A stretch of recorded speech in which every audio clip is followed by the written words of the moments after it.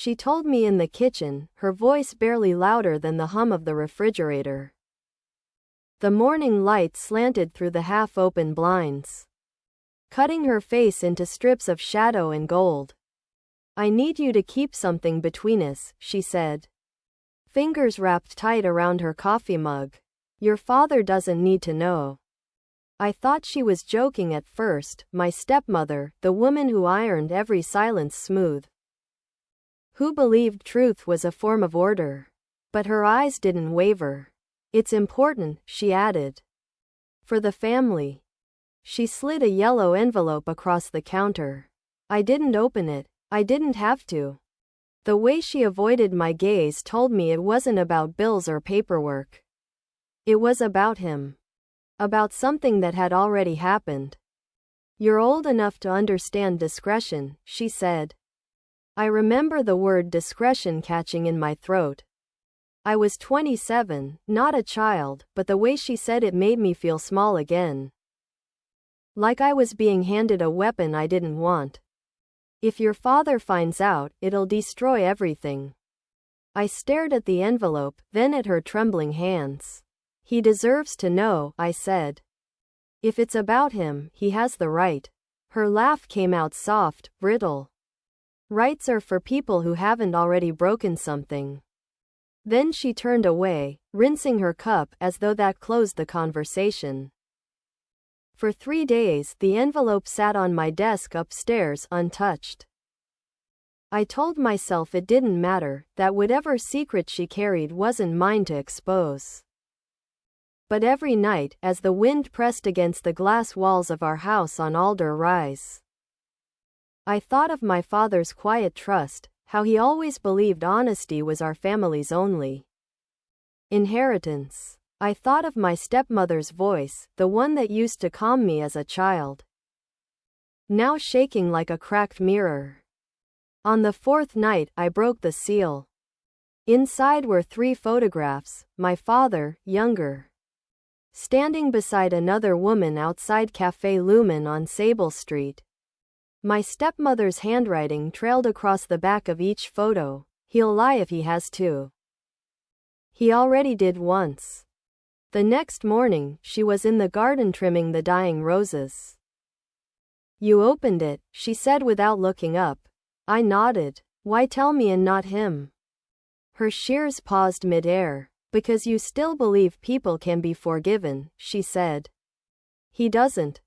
I didn't tell her I wasn't sure which of them she meant, the woman in the photo or herself. By the time my father returned from his trip, the photos were gone, and so was the envelope. She smiled at him the same way she always had, soft and precise. And he kissed her cheek like nothing had shifted. That night, I lay awake listening to their muffled laughter through the walls, trying to decide who the secret was meant to protect. The sound of the shears outside earlier that day echoed in my mind, each cut clean, decisive, final. In the morning, I found the roses gone, every stem clipped at the base. Only the faint smell of them remained in the air, sweet and wrong. Like truth left too long in the sun. I didn't tell my father that morning. I should have, but I didn't. The words felt heavy on my tongue, too thick with everything I couldn't understand. When he came down to breakfast, my stepmother was already in the kitchen, moving like everything was normal. She was making pancakes, something she'd only do when she wanted to make up for something. I could feel the tension in the air, like a weight pressing down on my chest. But I said nothing. I pretended to eat my eggs, my eyes trained on the plate, knowing full well I wasn't hungry anymore. After breakfast, she asked if I wanted to go with her to Whitlock City for the afternoon. My father had left for a meeting, and she knew I would be home alone, that I'd be restless. I agreed, not knowing what else to do, but also knowing it was better to leave the house than to stay with the truth hanging over me. I didn't realize it at the time, but she was giving me the space to make a decision, to decide whether I would betray the man Who'd raised me, or the woman who had become the second most important person in my life. We walked through Whitlock City in silence, her heels clicking on the pavement. The air cold and crisp as autumn settled in. She stopped in front of a bookstore, glancing at the window with an unreadable expression. "Do you remember this place?" she asked, her voice softer than I expected. I nodded, even though I didn't. But I was too preoccupied with what I knew. With the images from the envelope still burned into my mind. The woman in the photographs hadn't looked like a stranger. In fact, she looked familiar, like someone I had seen around town. It didn't matter, though. What mattered was the fact that my father had lied. And he hadn't just lied about some trivial thing. He'd hidden a part of his life from me, from us, and for the first time. I felt the weight of the distance between us. "I want you to understand," she said, finally turning to look at me, her face softening. Like she was afraid of something breaking. "Your father has always believed in keeping secrets for the sake of the family. But sometimes the things we hide don't belong to us. They belong to the people who will eventually find them." We continued to walk, but I couldn't shake the feeling that she was waiting for something from me, waiting for me to decide whether or not I would turn her in. Or whether I would stay silent. But silence, I realized, was as much a choice as telling the truth. And in that moment, I realized I was choosing to protect her, just like I always had. When we returned home that evening, my father was already there, reading in the living room, looking as if nothing had changed. He greeted me with his usual smile, and I smiled back, but there was a lie between us now. Thick and suffocating. I said nothing. I didn't tell him about the woman in the photographs. About the truth my stepmother had begged me to keep from him. I didn't tell him that I knew. The house felt different. The air smelled different. Like it had been tainted by something that had been hidden too long. I wanted to scream at them both, at her for making me carry the weight of her secret. And at him for keeping me in the dark. But all I could do was sit there, in that house, pretending that everything was fine. And when I went to bed that night, the quietness of the house pressed down on me, filling the space between the walls with everything we'd left unspoken. I thought about what my stepmother had said. About how sometimes the things we hide don't belong to us. And I knew that, for better or worse, the secret was now mine, too. The following days felt like I was walking through a fog. Each step taken more out of habit than any sense of direction. The weight of what I knew sat heavily on my chest, like a stone lodged there, unmovable. My father had no idea, and he wouldn't, not if I stayed silent. But silence had begun to feel like a betrayal, as though by not speaking, I was complicit in the lie that had been carefully spun around us all. My stepmother was acting as if nothing had changed. She continued with her little routines, preparing dinner, setting the table. All with that same practiced smile. But there was something in her eyes now, something darker that I couldn't ignore. She was watching me more closely. As if she was waiting for me to do something, waiting for me to crack, to confront her. Or worse, to expose the secret she'd asked me to keep. I didn't confront her. I didn't know how. How could I, when everything about this, everything about our family, felt so fractured? The man I had always trusted, the man I had always believed in, was no longer who I thought he was. The woman who had been a second mother to me, the one who promised she'd protect me, had kept secrets that could tear everything apart. And here I was, stuck between them. Knowing too much to stay quiet and too little to understand what it all meant. It was on the fourth day, while I was cleaning out the pantry, that I found the second envelope. It was tucked away at the back of a shelf, hidden behind a box of old recipe cards. I pulled it out, already knowing what it was. The corners were worn, the seal broken. I opened it without hesitation, even though a part of me wanted to close my eyes, to pretend I hadn't seen it. Inside, there were more photos, but this time, they were different. It wasn't just the woman from before, it was someone else. A younger woman, one who looked like she belonged in my father's past. A time before my stepmother ever came into the picture. There were letters, too. Letters that I couldn't bring myself to read at first, but when I did, I understood. These weren't just love letters. These were apologies, admissions of guilt. I should have never left you, one of the letters said. I never wanted to hurt you, but I did. Please forgive me. The handwriting was unmistakable, my father's. I sat there on the floor, the envelope spread out in front of me, and for the first time, I saw it all. My stepmother's desperation, my father's guilt, the web of lies that had been spun around me, around us, for years. When I heard her footsteps approaching from the hall, I knew she had been watching. I didn't even look up as she entered the kitchen, her voice soft and steady, the way it always was when she was trying to control the conversation. You found it, she said, her eyes flickering toward the open envelope. I thought you might. I stood up slowly, the letters still in my hands. How long? I asked, the words falling from my lips before I could stop them. How long have you been hiding this from me? She didn't answer right away. Instead, she crossed the room, standing in front of me, her hands folded neatly in front of her. I didn't want you to know, she said softly. I didn't want to burden you with the past.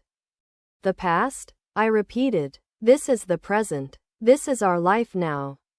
And you've been lying to him. To me. For how long?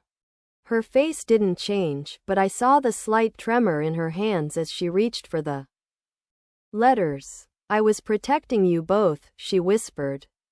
I thought if you didn't know, it would be easier for all of us. But maybe it's time to stop pretending. I felt a pang of something sharp, anger, disbelief, betrayal, but I couldn't look away from her. I had always trusted her, and now, I felt like I didn't know who she was anymore. What are you going to do? She asked, her voice thin. Tell him? Destroy everything we've worked for? I stared at the letters again, my fingers trembling slightly as I held them. I don't know, I said. I don't know what to do anymore. I can't fix this, she said, her voice breaking for the first time. I never could. I didn't know what to say to that. Instead, I turned and walked out of the kitchen, leaving the letters behind. Leaving the truth behind, for now. The silence between us was unbearable, thick with everything that had been left unsaid. With everything we were both pretending wasn't there. But deep down, I knew I couldn't keep carrying this secret. I couldn't keep living in the shadows of a truth that wasn't mine to hide. The only question now was whether I would have the strength to tell him. To tear down the walls they had built between us. And as I stood at the door, listening to the quiet that had settled into the house again, I realized that whatever happened next, there would be no going back. The secrets had already begun to unravel. That night, I didn't sleep. The house, usually a place of comfort, felt like a cage. The walls pressing in on me with the weight of everything I'd uncovered. The letters, the photos, the unspoken truth between me and my stepmother, it was too much. I couldn't escape it. It was all I could think about, all I could feel. Like the air in the room had thickened with the lies I'd been living in for so long. My father hadn't come home yet. I knew he'd be back late, as usual. His business trips stretching longer than necessary. He never seemed to notice the tension between us, always too absorbed in his work. His quiet existence. And I hated him for it. I hated that he couldn't see the cracks in our life, the way everything had started to fracture. I paced the living room, the sharp click of my footsteps echoing in the stillness. My stepmother was upstairs, probably pretending to sleep, pretending everything was fine. I couldn't shake the feeling that I was stuck in some kind of trap, between two people, both of whom I loved, but who had lied to me, one with silence, the other with secrets. At midnight, the sound of a key turning in the front door jolted me out of my thoughts. My father was home. I waited, my back pressed against the wall. My fingers clenched at my sides. I wanted to say something, anything, but the words were stuck in my throat, heavy and unforgiving. He stepped in, carrying his briefcase. His shoes clicking against the floor with a familiar rhythm. When he saw me standing there, his face softened, as if relieved to find me waiting for him. "You're up late," he said, his voice warm, but there was something distant in his eyes. Like he wasn't fully present. "I need to talk to you," I said, before I could stop myself. The words spilled out like a dam breaking, uncontrollable. He set his briefcase down, looking at me with mild concern. "What's wrong?"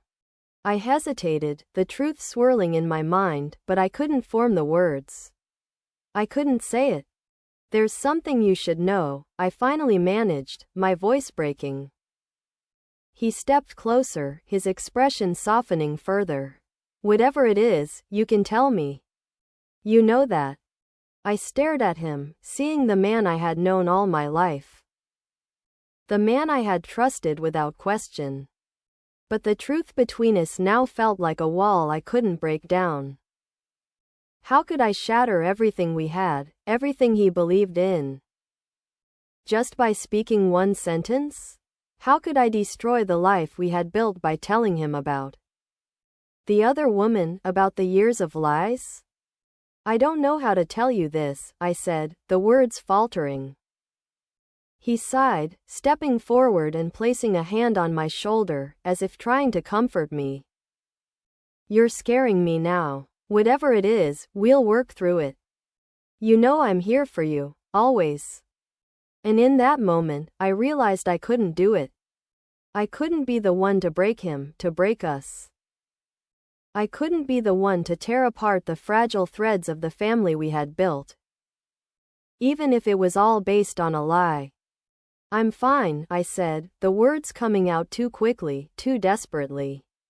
"It's nothing. Just forget it." His brow furrowed, but he nodded. "Okay, if you say so." I watched him walk past me, his footsteps echoing in the hall. I felt sick. I wanted to tell him everything, wanted to spill the truth out. To make him see what I had learned, what I had discovered. But I couldn't. And as I stood there, feeling the weight of my silence, I realized that I was trapped, not just by the lies, but by the choices I had made. By the choice to protect him, to protect her. To protect myself from the devastation that truth could bring. My stepmother didn't know I had seen the envelope. She didn't know I had read the letters, seen the pictures. And I had no idea how much longer I could live with the secret that had become mine, too. I didn't know if I could keep pretending that everything was fine when it was falling apart around us. I went to bed that night, the silence between us thick and suffocating, knowing that tomorrow would bring no resolution, no answers. Just more lies, more broken pieces. And the longer I waited, the more certain I became. Some truths were too dangerous to tell. And some secrets were better left hidden. But I couldn't escape the feeling that the longer I held onto the secret, the harder it would be to let go. The days bled into one another, each one feeling heavier than the last. I could see the cracks now, even in the most mundane moments. The way my stepmother would glance toward the door whenever my father would leave for his meetings, her gaze lingering, like she was waiting for him to come back and for the silence between us to return to normal. I watched her more carefully, trying to read the signs she had hidden from me for so long. But the more I saw, the less I understood. My father, blissfully unaware, continued his routine, coming and going with the same smile, the same calm demeanor. Every time I saw him, I felt like I was living in a house of mirrors. Nothing was as it seemed. He still looked at me the way he always had, like I was the same person I had been before all of this started. But I wasn't, not anymore. I tried to distance myself from it, tried to pretend that the weight in my chest wasn't there. But it followed me, sat next to me at every meal, lingered over every conversation. I was suffocating under the weight of the secret my stepmother had asked me to keep, and the secret I had kept from my father. And then, one night, everything changed. It was late when my father called me into the living room. I had been upstairs, mindlessly flipping through a book, trying to drown out the constant buzz of my thoughts. When I heard his voice calling my name, there was a sudden knot in my stomach. The tone was different, urgent but calm. Something was wrong. I went downstairs and found him sitting in his favorite chair, looking more tired than usual. His face was drawn, and his eyes were heavy, like he had been carrying a burden that was finally too much to bear. "Sit down," he said softly, gesturing to the seat across from him. I obeyed without speaking, my heart pounding in my chest. He looked at me for a long moment, his gaze intense, like he was trying to find the right words. I opened my mouth to speak, to ask what was going on, but he held up a hand. "I need to tell you something," he said, his voice hoarse, as though the words were hard to get out. My throat tightened. What was he going to say? "I've known for a while," he continued, his voice barely above a whisper, "about your stepmother, about everything." I felt my world shift beneath me, the floor suddenly unsteady. I couldn't breathe. "He knew?" "Dad," I began, but I didn't know how to finish the sentence. He sighed, running a hand through his hair, like he was already exhausted by this conversation. "I'm not angry with you. I'm not angry with anyone," he said, his voice low and resigned. "But I think you deserve to know the truth. I think you deserve to hear it from me, instead of living with it, hiding it." My mind raced. The envelope, the woman in the photographs, the letters. Had he seen them too? Was this it, the moment everything came crashing down?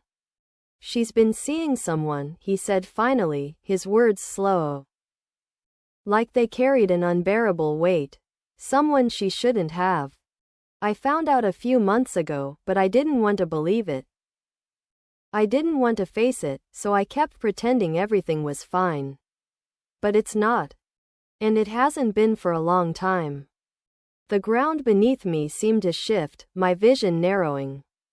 I had expected this moment for so long, but I wasn't ready for it. Not like this. Not from him. "Who?" was all I could manage to say, the question slipping out like a desperate gasp.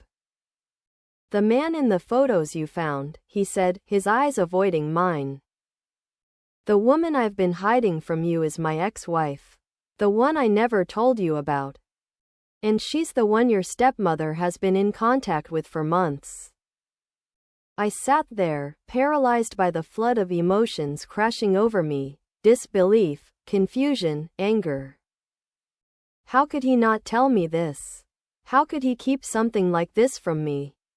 "I should have told you earlier," he continued, his voice tinged with guilt. "But I was trying to protect you. I didn't want to hurt you, and I didn't know how to explain all of this without destroying what we have left. I've been trying to fix it, trying to make things right. But the truth is, it's too late for that. And I think you deserve to know the whole truth. The entire truth. I sat there, unable to form the words. My mind was still reeling, processing everything he had just said. And then, as if sensing my confusion, he stood up slowly, his knees creaking from age. I want you to know this, not because I think it will make things better. I don't think it will. But because I'm tired of pretending, tired of living in a lie. You deserve to hear it, even if it changes everything. I nodded numbly, still trying to grasp the enormity of what he had just revealed. And just like that, the house that I had once believed was safe, solid, built on love and trust, was suddenly shattered. It was as though the curtain had finally been pulled back, and everything, every secret, every lie, every betrayal, was exposed. The silence in the room felt suffocating, thick with everything that had been left unsaid. Everything that had been buried for far too long. I wasn't sure how to move forward from this moment, how to rebuild the trust I had lost. Or if it could ever be rebuilt at all. But as I sat there, facing my father, I realized one thing for certain. I couldn't keep hiding anymore. And neither could he. The truth was out. And now, there was no going back.